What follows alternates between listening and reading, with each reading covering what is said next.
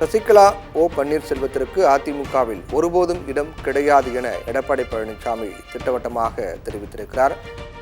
நடந்து முடிந்த மக்களவைத் தேர்தலில் அதிமுகவின் படுதோல்விக்கான காரணம் என்ன என்பதை பற்றி ஆலோசிப்பதற்காக ஒவ்வொரு நாடாளுமன்ற தொகுதி வாரியாக எடப்பாடி பழனிசாமி ஒவ்வொரு நாடாளுமன்ற தொகுதி வாரியாக அந்தந்த தொகுதியை சேர்ந்த முக்கிய நிர்வாகிகள் வேட்பாளர்களை சந்தித்து ஆலோசனை மேற்கொண்டு வருகிறார். இந்த ஆலோசனை கூட்டமானது அதிமுகவினுடைய தலைமை அலுவலகத்தில் நடைபெற்று வருகின்றது. இந்நிலையில் நேற்று முன்தினம் முதல் இந்த ஆலோசனை கூட்டமானது தொடர்ந்து நடைபெற்று வரக்கூடிய நிலையில் இன்றைய கூட்டத்திலும் இந்த ஆலோசனையின் போது பல்வேறு முக்கிய விடயங்கள் பற்றி பேசப்பட்டிருக்கிறது. குறிப்பாக இந்த அதிமுகவினுடைய தோல்விக்கான காரணம் என்ன, என்னென்ன மாற்றங்கள் மேற்கொள்ளப்பட வேண்டும், உங்கள் தொகுதியில் இருக்கக்கூடிய நிலவரம் என்ன என்பதை பற்றி அந்தந்த தொகுதி வாரியாக இருக்கக்கூடிய நிர்வாகிகளை சந்தித்து எடப்பாடி பழனிசாமி கருத்துக்களையும் ஆலோசனைகளையும் கேட்டு வருகின்றார். இந்த நிலையில்தான் இந்த ஆலோசனை கூட்டத்தின் போது சில அவ்வப்போது முக்கிய தகவல்கள் வெளியாகி வருகின்றன. அந்த வகையில் சசிகலாவை அதிமுகவில் மீண்டும் சேர்க்கலாம் என சில நிர்வாகிகள் கோரிக்கை வைத்திருக்கிறார்கள். அதற்கு எடப்பாடி பழனிசாமி திட்டவட்டமாக மறுப்பு தெரிவித்திருக்கிறார். சசிகலா மற்றும் பன்னீர்செல்வத்திற்கு அதிமுகவில் எப்போதும் இடம் கிடையாது என்று எடப்பாடி பழனிசாமி நிர்வாகிகளிடம் உறுதியாக தெரிவித்திருக்கிறார். தொடர்ந்து பல்வேறு அழுத்தங்கள் கொடுக்கப்பட்டு வருகின்றன. குறிப்பாக பிரிந்து சென்ற அதிமுகவுடைய முக்கிய தலைவர்கள் எடப்பாடி பழனிசாமி அவர்களை சேர்க்கக்கூடாது என்பதில் உறுதியாக இருக்கின்றார். அதிலும் குறிப்பாக சசிகலா, டிடிவி தினகரன், பன்னீர்செல்வம் ஆகியோரை அதிமுகவில் சேர்க்க வேண்டும் என்று பல்வேறு தரப்பிலும் எடப்பாடி பழனிசாமிக்கு அழுத்தம் கொடுக்கப்பட்டு வருவதாக கூறப்படுகிறது.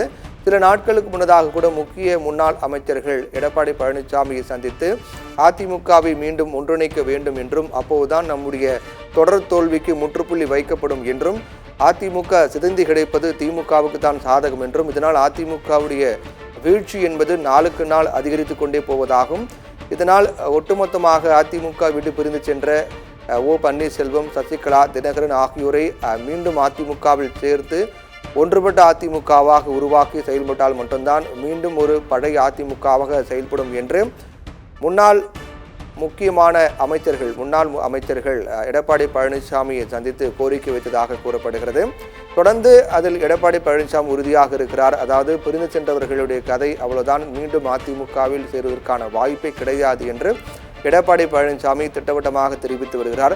அதனுடைய தொடர்ச்சியாகவே இந்த ஆலோசனை கூட்டங்களின் போது கூட ஒரு சில முக்கிய நிர்வாகிகள் அதிமுகவை பிரிந்து கிடப்பதை அதிமுகவுக்கு மிகப்பெரிய மைனஸாக உள்ளது என்றும், இது திமுக போன்ற கட்சிகளுக்கு சாதகமாக உள்ளது என்றும், இதன் காரணமாக தான் அதிமுகவின் வெற்றி வாய்ப்பு என்பது மிக கடினமாக இருப்பதாக பல முக்கிய நிர்வாகிகள் தெரிவித்திருக்கிறார்கள்.